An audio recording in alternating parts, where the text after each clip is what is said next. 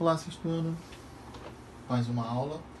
Eu vou dar continuidade, onde nós paramos. Hoje eu vou começar da página 80, que são as formas de produzir o espaço. Então vamos lá.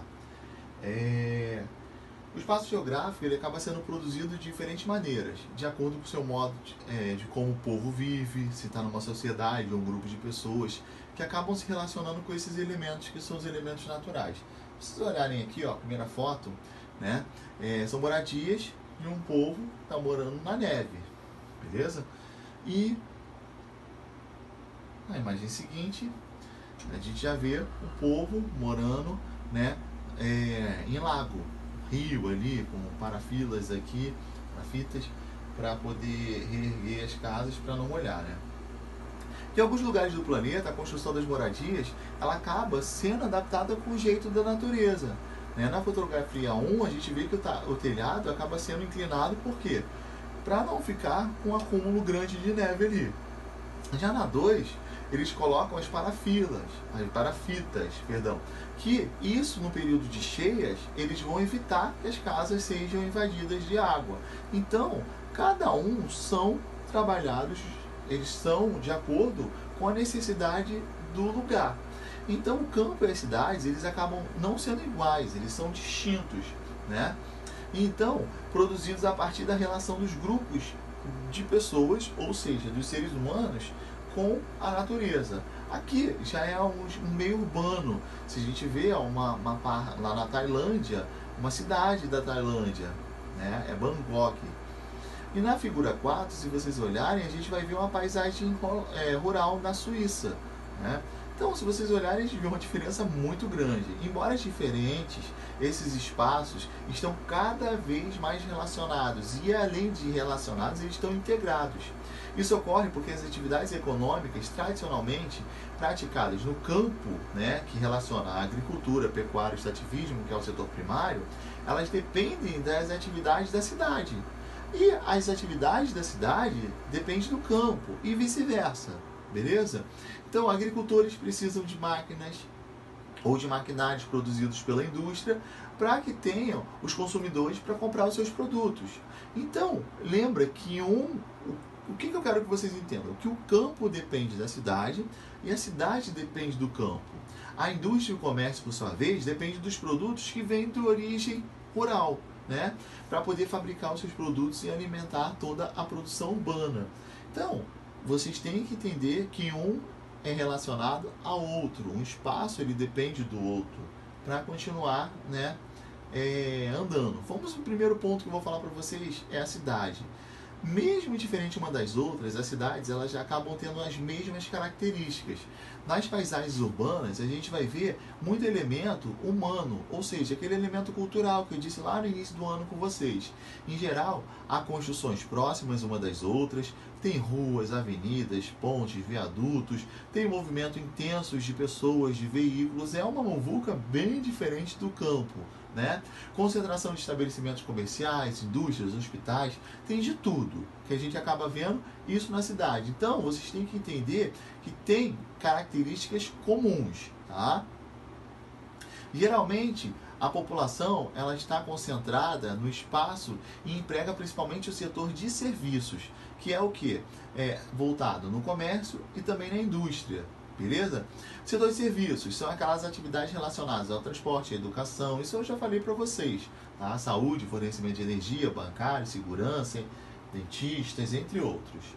Aqui tem uma imagem de duas cidades, em um mesmo país. Aqui a cidade do México, que é a capital lá do México, e do lado a gente vai ver o Zinacatán, que também fica no México.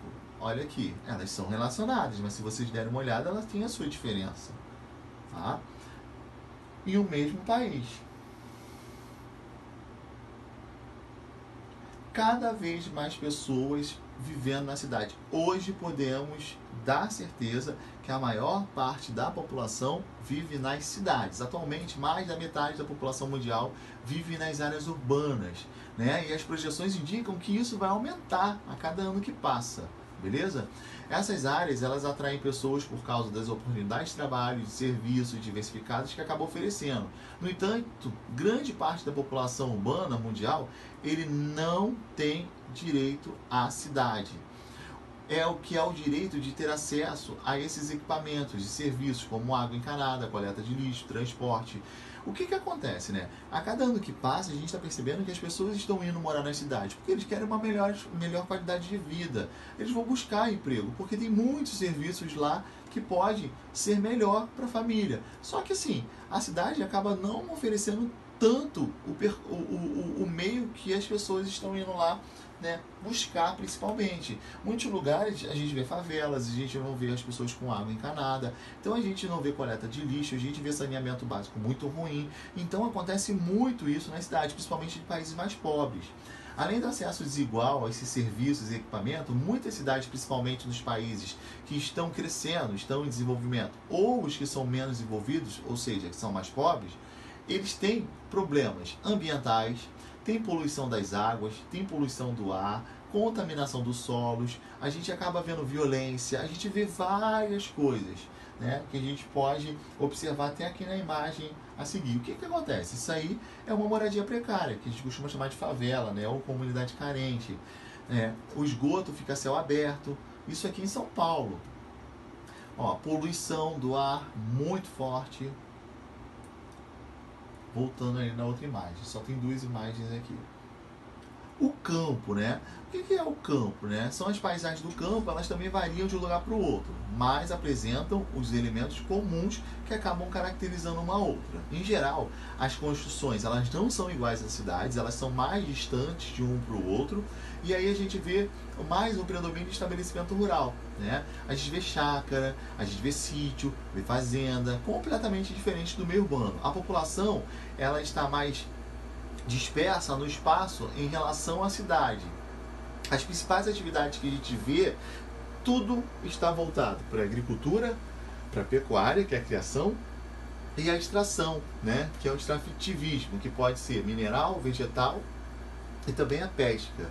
As paisagens rurais, ela também, a gente pode observar que tem hotéis e chácaras destinados ao turismo e ao lazer, né?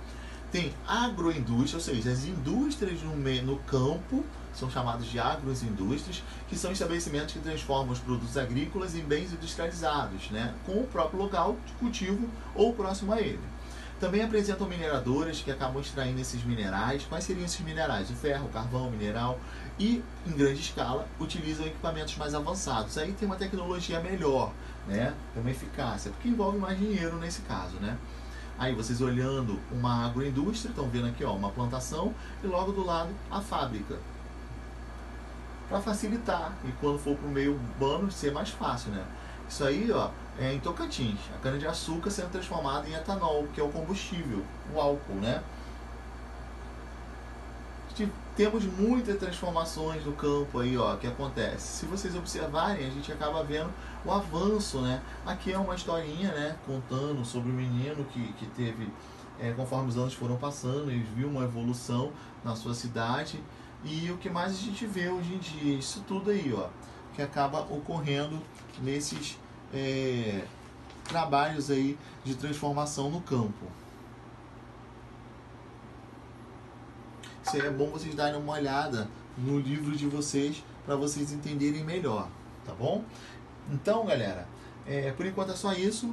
Na próxima aula eu vou dar continuidade a isso. Qualquer dúvida é só me chamar no grupo, tá? Então, continuem estudando. Um abraço a todos.